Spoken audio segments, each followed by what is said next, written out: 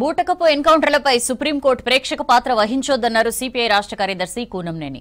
ప్రశ్నించిన వారిని అర్బన్ నక్సలైట్ల పేరుతో జైల్లో వేసే ప్రమాదం ఉందన్నారు. హైదరాబాద్ ట్యాంక్ బండ్ అంబేద్కర్ విగ్రహం దగ్గర ఫేక్ ఎన్కౌంటర్లను వ్యతిరేకిస్తూ ఆందోళన చేశారు. హిడ్మాది ఎన్కౌంటర్ కాదని ప్రభుత్వ హత్య అన్నారు ప్రొఫెసర్లు కోదండరాం, హరగోపాల్. ప్రమాదంలో పడ్డ ప్రజాస్వామ్యాన్ని కాపాడుకోవాల్సిన అవసరం అందరిపై ఉందన్నారు సిపిఎం రాష్ట్ర కార్యదర్శి జాన్ వెస్లీ. నరేంద్ర మోడీ గారికి మెజార్టీల పైన మెజార్టీలు వస్తున్నాయి, ఎట్లా వస్తున్నాయి ఏమిటనేది ఆ అంశం ఇందులో ప్రధానం కాదు.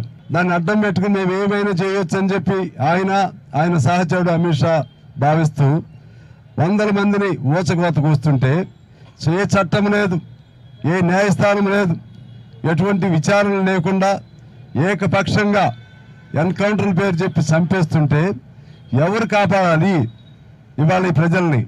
ఇవాళ తప్పని ప్రశ్నిస్తేనే మమ్మల్ని వీళ్ళని కూడా అర్థం చేయాలని చెప్పి చెప్తా ఉన్నారు. మీరు చేసిన సమర్థులే, దేన్నైనా చేయగలుగుతారు.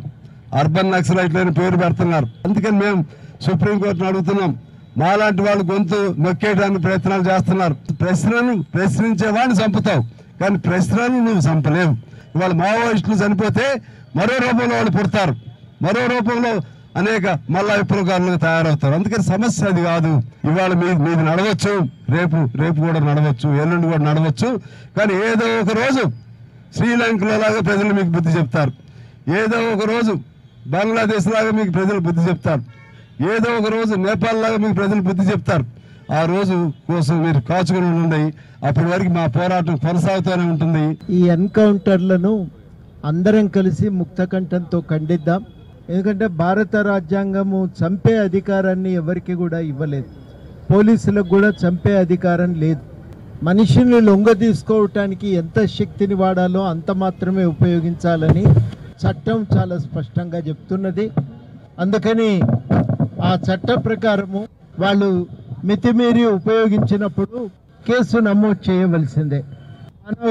జాతీయ మానవ హక్కుల కమిషన్, సుప్రీంకోర్టు ఇచ్చినటువంటి గైడ్ లైన్స్ ఎక్కడ కూడా ప్రభుత్వం ఈ మార్గదర్శకాలను పాటించటం లేదు. ఈ రకంగా అధికార దుర్వినియోగానికి పాల్పడటం మంచి లక్ష్యం కాదు. ఇది మొత్తంగా ప్రభుత్వానికి ఉండే ప్రజాస్వామిక స్వభావాన్ని, రాజ్యాంగ విలువలకు ఇది ప్రమాదం, ఇది గొడ్డలి పెట్టు లాంటిది. దాన్ని తీవ్రంగా ఖండించాలని కోరుతూ చాలా సూటిగా ఈ దాడులను ఖండిద్దాం. ఇంతకుముందు ఎన్కౌంటర్ అనేవాళ్ళు, ఎన్కౌంటర్ అంటే అర్థం ఏంటి? వాళ్ళు ఫైర్ చేసి వీళ్ళు ఫైర్ చేసి రెండు వైపున కాల్పులు జరిగినప్పుడు పోలీసులకి ఆత్మరక్షణ కొరకని వాళ్ళకు కూడా కాల్పు చేసే అధికారం ఉన్నది. అది ఒక్కటి తప్పించి రాజ్యానికి ఏ అధికారం కూడా లేదు. ఇవాళ రాజ్యాంగ బాధ్యత నిర్వహిస్తున్నట్టు మంత్రులు, రాజ్యాంగానికి కట్టుబడి ఉండవలసిన వాళ్ళు మాట్లాడుతున్న మాట కూడా మేము వీళ్ళు ఎలిమినేట్.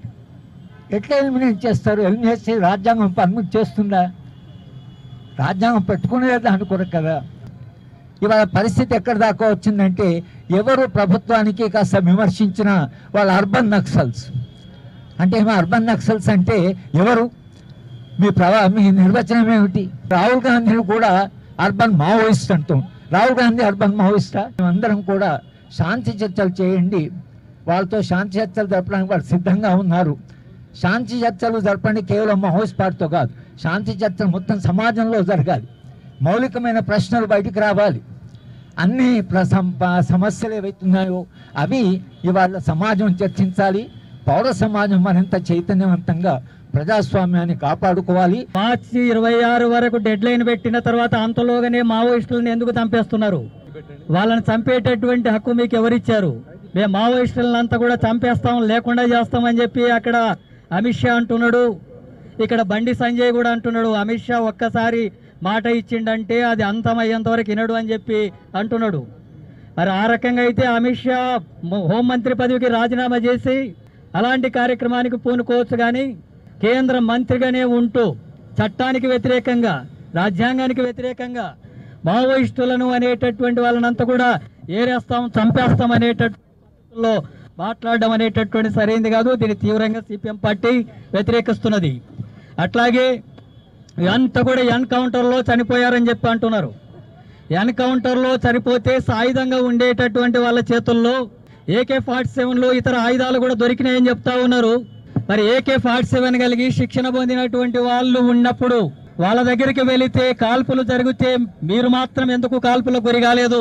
పోలీసులకు ఎందుకు గాయాలు గురి కావలేదు? ఇవన్నీ కూడా బూటకపు ఎన్కౌంటర్లే కదా. దీన్ని బట్టి స్పష్టమవుతుంది. ఈ బూటకపు ఎన్కౌంటర్లను సిపిఎం పార్టీ రాష్ట్ర కమిటీ తీవ్రంగా ఖండిస్తుంది, వ్యతిరేకిస్తుంది. ఆపరేషన్ కగారును వెంటనే నిలిపివేయాలని చెప్పి కేంద్ర ప్రభుత్వాన్ని డిమాండ్ చేస్తున్నాం.